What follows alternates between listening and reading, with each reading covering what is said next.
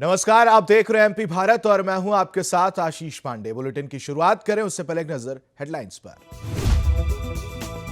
नगरीय निकाय चुनाव से पहले सीएम शिवराज सिंह चौहान प्रदेश को देंगे बड़ी सौगात। मिशन नगर उदय कार्यक्रम के जरिए दी जाएगी सौगात। सीएम शिवराज ने अपने संकल्प के तहत पौधारोपण कर लोगों से पर्यावरण बचाने की अपील। सीएम शिवराज ने राहुल गांधी के लोकतंत्र खत्म हो चुका है बयान पर किया पलटवार। कहा कि 100 चूहे खाकर बिल्ली हज करने को चली। सिंगरौली के बैढ़न पुलिस ने एटीएम हैकर्स गिरोह का पर्दाफाश कर 3 आरोपियों को किया गिरफ्तार। एटीएम कार्ड क्लोन कर खातों से उड़ाते थे लाखों रुपए। भोपाल के बड़े तालाब की स्वच्छता पर उठने लगे सवाल। तालाब में मिक्स किया जा रहा है गंदा पानी। सोशल मीडिया पर वायरल हो रहा है वीडियो।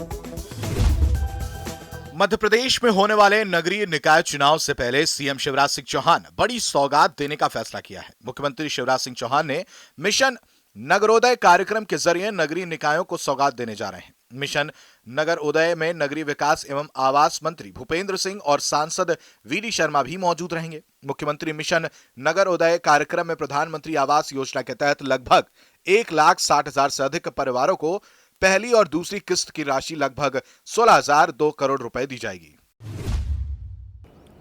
जिनकी पहली दूसरी किस्त के पैसे जाना है लगभग 1600 करोड़ रुपया, ये अलग है, उसके उनके खाते में डालेंगे।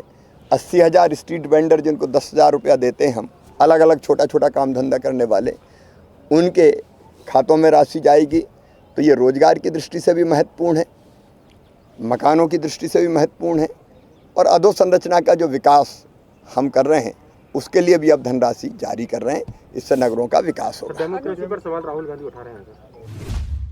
आजादी के 75 साल पूरे होने पर अमृत महोत्सव का आयोजन शौर्य स्मारक पर किया गया। राज्य में आजादी का अमृत महोत्सव की धूमधाम से शुरुआत हो चुकी है। यह कार्यक्रम देश की आजादी के 75 साल पूरे होने पर मनाया जा रहा है। भारत की आजादी को 15 अगस्त 2022 में 75 साल पूरे होंगे। इस आयोजन में मुख्यमंत्री शिवराज सिंह चौहान, स्वास्थ्य मंत्री प्रभुराम चौधरी, बीजेपी अध्यक्ष बीडी शर्मा, बीजेपी और महामंत्री भगवान दास सबनानी के साथ अन्य कार्यकर्ता मौजूद रहे। इस बीच मुख्यमंत्री ने बताया कि मैंने सेलुलर जेल की वो कोठरी देखी है जहां हमारे स्वतंत्र वीर सावरकर जैसे क्रांतिकारी रखे गए थे। मैं आज तय करता हूं कि साल में एक बार कुछ चिन्हित बच्चों की अंडमान निकोबार के शहीदों के तीर्थ स्थल की यात्रा भी करवाई जाएगी। 1930 में दांडी मार्च शुरू हुआ था। एक तरफ महात्मा गांधी के नेतृत्व में सत्याग्रह, अहिंसा जैसे अस्त्रों को लेके अहिंसक आंदोलन, और दूसरी तरफ गरज रहे थे नेताजी सुभाष चंद्र बोस जैसे हमारे अमर सेनानी, जिन्होंने सबसे पहले स्वतंत्र भारत की धरती पर मणिपुर में और अंडमान निकोबार में तिरंगा झंडा लहरा के भारत को स्वतंत्र करने का ऐलान कर दिया था। आजाद हिंद फौज का कमाल है। एक एक सेनानी के बारे में, एक एक क्रांतिकारी के बारे में अगर कहें तो घंटों लग जाएंगे। मुझे याद आता है चंद्रशेखर आजाद 15 साल के थे, भारत माता की जब। भोपाल में सीएम शिवराज अपने संकल्प के तहत पौधारोपण कर पर्यावरण बचाने की कवायद में लगे हुए हैं। साथ ही उन्होंने कहा कि वो प्रतिदिन एक पौधा लगाते हैं और सभी से पौधा लगाने की अपील भी की। साथ ही कहा कि नगरोदय अभियान के तहत लगभग 2100 करोड़ के शिलान्यास और भूमि पूजन के कार्य होंगे। शहरों के अलग अलग नगरीय निकाय के खातों में अधोसंरचना के विकास के लगभग 1600 करोड़ रुपए अलग से डालेंगे और स्ट्रीट वेंडर योजना के तहत जो 10,000 रुपए दिए जाते हैं वो भी हितग्राहियों के खाते में जाएगी। भोपाल में सीएम शिवराज ने राहुल गांधी के लोकतंत्र खत्म हो चुका है वाले बयान पर पलटवार किया है। उन्होंने कहा कि 100 चूहे खाकर बिल्ली हज करने चली, जिसने लोकतंत्र का गला घोटा, लोकतंत्र को समाप्त करके आपातकाल लगाया, जिसने हजारों लोगों को जेल में डालकर कई परिवार तबाह कर दिए, वो आज लोकतंत्र की बात करते हैं तो सच में उन पर हंसी आती है, उनकी सोच पर दया आती है। साथ ही कहा कि राहुल गांधी में खुद में ही कोई क्षमता नहीं है। 100 चूहे खा के अगर बिल्ली हज करने जाए तो क्या कहेंगे? जिनने लोकतंत्र का गला घोंटा, लोकतंत्र को समाप्त करके आपातकाल लगाया, हजार लोगों को जेल में डाल के कई परिवार तबाह कर दिए, वो आज लोकतंत्र की बात करते हैं तो सचमुच में उन पे हंसी भी आती है और उनके सोच पे दया भी आती है। अब राहुल गांधी भारत में रह के ये कह रहे हैं कि लोकतंत्र नहीं है, तो पिछले दिनों चुनाव हुए महाराष्ट्र में कहाँ से उनकी सरकार बन गई? छत्तीसगढ़ में, राजस्थान में, मध्य प्रदेश में पिछली बार जो चुनाव परिणाम आए थे वो कहाँ से आ गए? अब खुद में कोई क्षमता है नहीं और दोष देते हैं लोकतंत्र को। सिंगरौली जिले के बैढ़न कोतवाली पुलिस ने एटीएम हैकर्स गिरोह का पर्दाफाश कर दिया है। पुलिस ने एटीएम कार्ड को क्लोन करके लोगों के खातों से लाखों रुपए निकालने वाले गिरोह के 3 बदमाशों को गिरफ्तार कर लिया है। ये गिरोह बहुत से लोगों को लाखों का चूना लगा चुका है। साथ ही पुलिस ने गिरफ्तार बदमाशों के खिलाफ विभिन्न धाराओं में मामला दर्ज कर जेल भेज दिया है।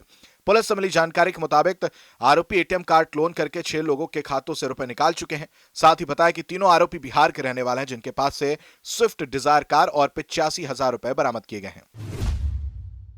और ये पिछले एकाध हफ्ते से यहाँ सक्रिय थे और इनके द्वारा अभी तक बैढ़न में 6 लोगों के खिलाफ 6 लोगों से धोखाधड़ी करने की FIR अलग अलग की गई है, जिसमें 2,90,000 रुपये की धोखाधड़ी का मामला सामने आया है।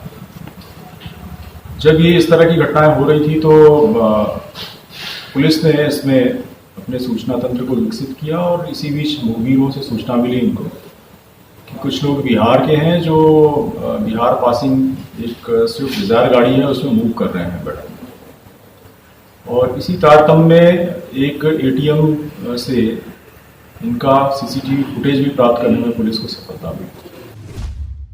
वह नरसिंहपुर जिले के जोतेश्वर पुलिस चौकी के खुर्सीपार में एक युवक की हत्या से सनसनी फैल गई। जानकारी के मुताबिक सुबह सेवक राम ठाकुर नाम के व्यक्ति ने मौसिया पिस्सू ठाकुर की धारदार हथियार से वार कर हत्या कर दी। वहीं मामले की जानकारी पर पहुंची पुलिस ने शव को कब्जे में लेकर पोस्टमार्टम के लिए भेज दिया है। साथ ही आरोपी को भी गिरफ्तार किया जा चुका है। फिलहाल पुलिस आरोपी से पूछताछ कर रही है।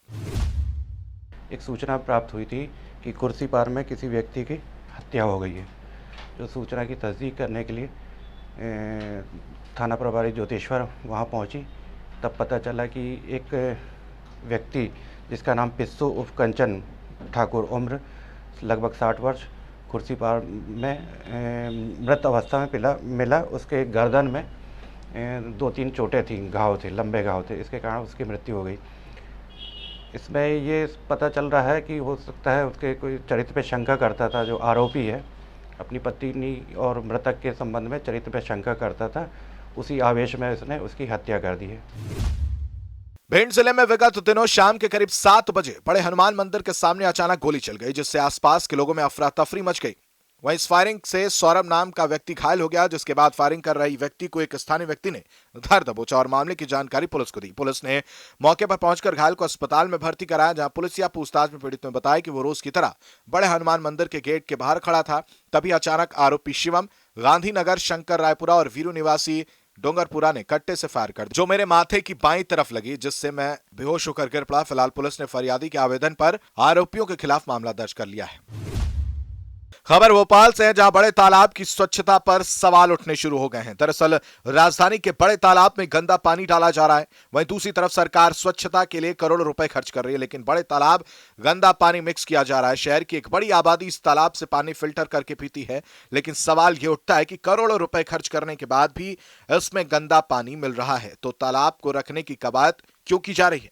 ये वीडियो सोशल मीडिया पर जोरों से वायरल हो रहा है। बता दें कि यह तालाब इतना बड़ा है कि प्रदेश के 2 जिलों में इसका फैलाव है। भोपाल और उसके पड़ोसी जिले सीहोर में इसके किनारे पर कई एकड़ के खेत हैं, जिनका सिंचाई का पूरा दारोमदार इसी बड़ी झील पर ही आधारित है। अंतर्राष्ट्रीय पर्यटन नगरी खजुराहो में महाशिवरात्रि का पर्व बड़े धूमधाम से मनाया गया, जिसमें नगर वासियों ने बढ़ चढ़कर हिस्सा लिया। खजुराहो में मेले का आयोजन भी किया गया, जिसमें क्षेत्र भर से लोग पहुंचे। वहीं राजनगर एसडीएम ने बताया कि कोरोना के चलते कलेक्टर के निर्देश के बावजूद मेले में काफी संख्या में लोग पहुंचे, जिसको देखते हुए पूरी व्यवस्था की गई है।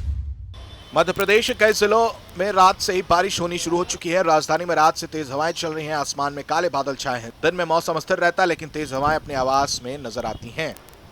दिन की शुरुआत गरज चमक के साथ तेज बारिश से हुई, जिससे दिन के उजाले में अंधेरा ही महसूस हुआ। बता दें कि मौसम विभाग ने पूर्वानुमान से बताया कि प्रदेश के ज्यादातर हिस्सों में बारिश की संभावना है। प्रदेश में 13 मार्च को भी कई जगहों पर भारी बारिश हो सकती है। वहीं बारिश की ज्यादा संभावना ग्वालियर, चंबल, जबलपुर, भोपाल, होशंगाबाद और सागर संभाग में जताई गई है। फिलहाल एमपी भारत में इतना ही। तमाम बड़ी खबरों के लिए देखते रहिए एमपी भारत। नमस्कार।